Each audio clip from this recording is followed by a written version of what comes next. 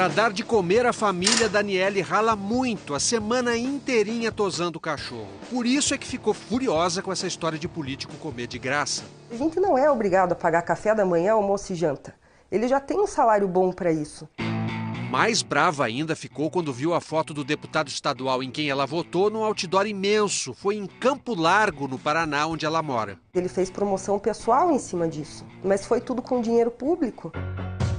O pavio dela encurtou mesmo quando alguém lhe disse que a ex-mulher do deputado Alexandre Guimarães arranjou uma boquinha no Detran. A gente não é escravo de político, o político é nosso empregado. Foi se informar se podia fazer algo e descobriu que podia sim. Para você entrar com uma ação popular só basta ter o título de eleitor e vontade, e não ter medo. Aí arregaçou as mangas. Também não pode chegar no judiciário para fazer fofocas, tem que ter prova. Aí, no dia que eu cheguei lá, ela chegou 11 horas da manhã para trabalhar. E você fotografou? Fotografei. A ação popular com foto e tudo deu certo. O juiz suspendeu a nomeação da ex-mulher do deputado. A gente acabou vendo que teve uma consequência prática e acabou empolgando a Daniele, né?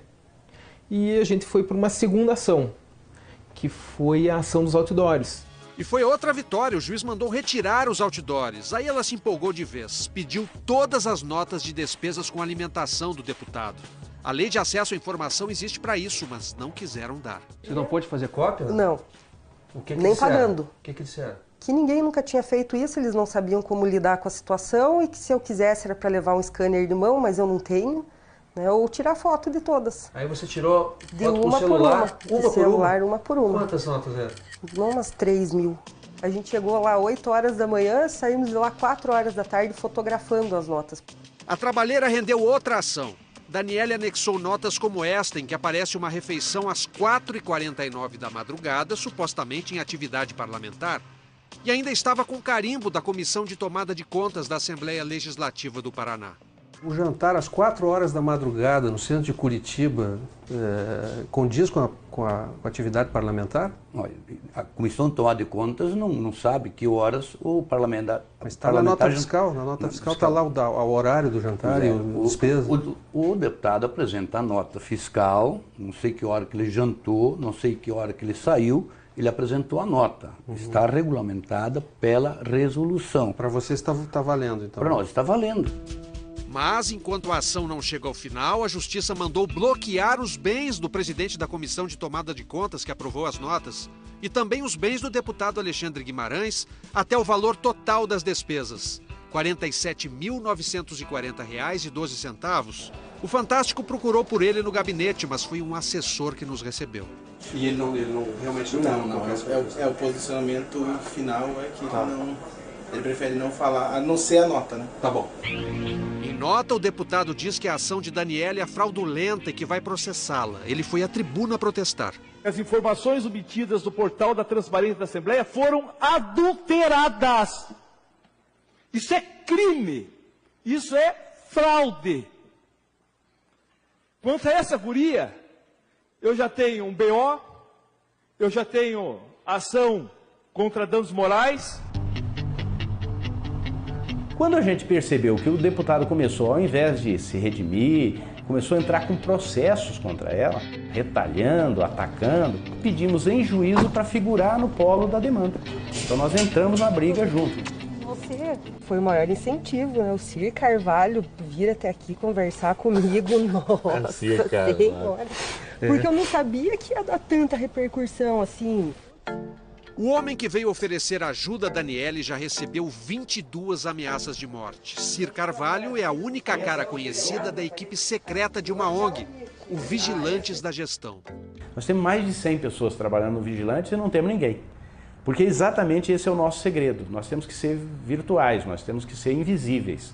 A única pessoa que aparece efetivamente e que dá a cara para a sociedade conhecer sou eu, porque por uma questão de proteção das pessoas.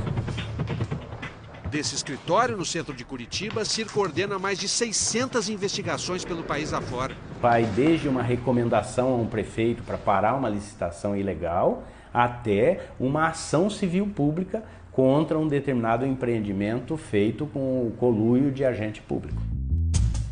Uma das mais importantes é a da licitação do lixo de Cascavel, no oeste do Paraná. Um negócio de 175 milhões de reais. O Vigilantes alertou então o prefeito que o edital tinha problemas.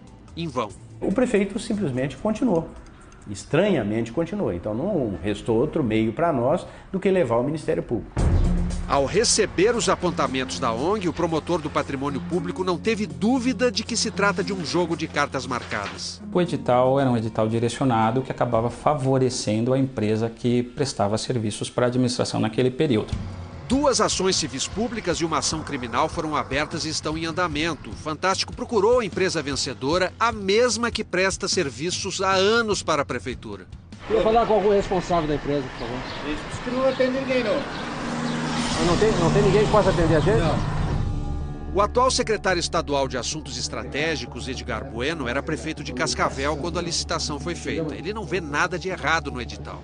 Nenhuma das recomendações encaminhadas à prefeitura fazia sentido para o senhor? Não havia... Não, algumas sim, inclusive das próprias empresas. Não, eu digo a recomendação da ONG, que foi encaminhada ao senhor. O senhor sim. Não aceitou nenhuma? Nenhuma delas fazia sentido? Foi analisado, alguma coisa foi acatada. O quê? Não me lembro o quê, mas alguma coisa foi acatada. Assim que não tinha muita importância, mas também não tinha problema a trazer. O Ministério Público acho que tem importância, tanto que está movendo ações contra o município de improbidade contra integrantes do seu governo. Sim, o papel do Ministério Público é mover ação.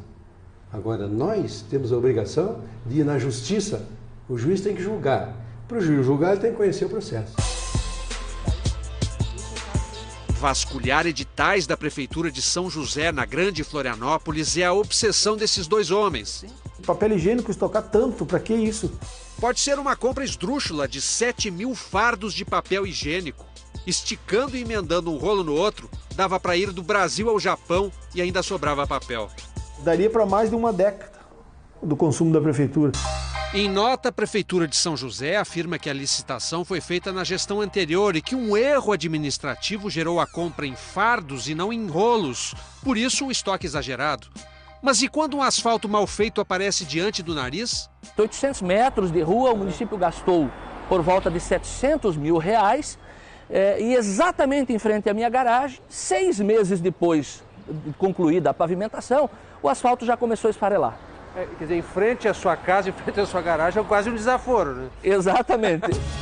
João Alfredo e Jaime são voluntários do Observatório Social de São José, uma ONG que pega no pé dos políticos da cidade. É claro que eles não gostam. Eu questionei pontualmente uma informação errada. Então eu fui à tribuna e fiz o questionamento. E expliquei que estava errado. O vereador chegou a cortar um pedaço de rua e levar para a tribuna da Câmara para mostrar que o asfalto era bom, mas não convenceu o observatório. A gente solicitou o memorial descritivo, o edital, especificações. Na verdade, informações que já deveriam estar no portal da transparência e infelizmente não estão. E qual a resposta? O município não nos remeteu essas informações e não disponibiliza à população. Quando é assim, um pedido de explicações é encaminhado ao Tribunal de Contas do Estado. O de Santa Catarina tem orçamento de 250 milhões de reais por ano, justamente para fiscalizar esse tipo de indício. Mas nem o procurador do Ministério Público, que trabalha dentro do tribunal, acredita na eficácia dele. Os tribunais de contas brasileiros hoje, né, ou a maior parte deles, pelo menos, são instituições absolutamente capturadas pelo que há de pior na política brasileira. Para ele, iniciativas da sociedade civil, sejam individuais ou de ONGs como o Observatório de São José, é que podem virar o jogo contra a corrupção. Em 20 anos de atividade pública, de controle público, né, é a primeira novidade realmente alvissareira que eu enxergo, né, surgindo no horizonte do controle público. Desde que foi criado, o Observatório de São José já conseguiu evitar que um bom dinheiro fosse para o ralo. No primeiro ano que o Observatório foi criado, em 2011, foram R$ 3.300 que foram economizados, né? E nesse último ano passou de 10 milhões de reais. Parte do mérito dessas iniciativas é não desprezar pequenas quantias. Sendo dinheiro público, qualquer centavo deve ser rigorosamente controlado. Teoricamente, você mesmo pode fiscalizar as despesas com alimentação do seu deputado federal, por exemplo, disponíveis no portal de transparência aqui da Câmara dos Deputados. Mas tente fazer isso sozinho. Está tudo codificado, separado em links diferentes, é uma gincana para achar. A Câmara diz pra gente que eles recebem em média 1.500 reembolsos por dia. Isso para uma pessoa fazer é um trabalho inimaginável. Se uma pessoa não consegue, quem o faria?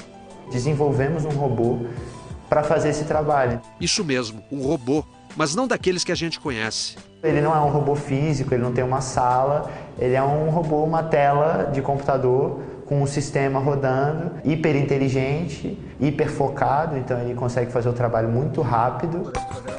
O robô foi criado por um grupo de jovens que é a cara do controle social do século XXI. Alguns deles só se conhecem pela internet e botaram um nome romântico no projeto. A Operação Serenata de Amor é a nossa serenata de amor para o país. É uma inteligência artificial, ele puxa os dados da Câmara e a gente ensinou ele a analisar esses dados da Câmara. O nosso robô leu e encontrou 8.000 suspeitas em 3 milhões de notas em 1 hora. É impossível um ser humano fazer isso ao mesmo tempo. Algumas suspeitas não são necessariamente ilegais, mas por que um deputado gastaria, nas férias dele, na cidade dele, R$ 1.400 num restaurante que serve carne de bode? Eu tenho minha residência em Petrolina também, mas lá não tem quem faça comida. O senhor gastou R$ 1.400 num mês com carne de bode? Fazendo refeição lá, não é carne de bode, é almoço. Almoço, janta, que minha família mora aqui em Brasília, e quando eu chego lá em Petrolina, eu faço a refeição lá no Geraldo do Bode. O senhor não vê nada de errado? Não, se eu tenho o direito de fazer a refeição e ser reembolsado... Alguns deputados acabam dando razão ao robô dos garotos. Tem uma nota sua que eles consideraram suspeita. Eu queria que o senhor desse uma olhada, para o senhor ter uma ideia de que se trata. Eu já, inclusive, já devolvi o recurso. O que é isso aí? É R$ 145 com açaí? Não, não é com açaí não. Isso aqui, na verdade, é um restaurante. Realmente o valor era exacerbado, diferenciado, então eu resolvi fazer a devolução. Então o senhor assumiu e devolveu?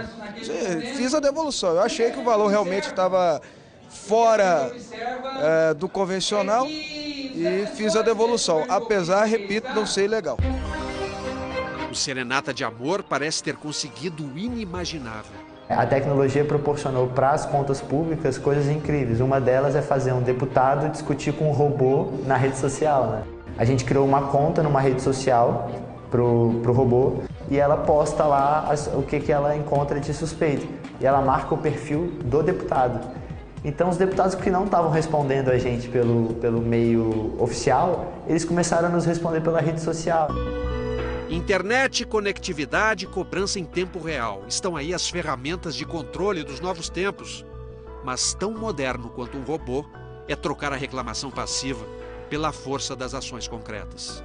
Não basta só o sujeito gritar, eu estou sendo roubado, né? Na verdade, ele precisa reunir documentos, ele precisa constituir provas, ele precisa dar sequência àquela indignação dele.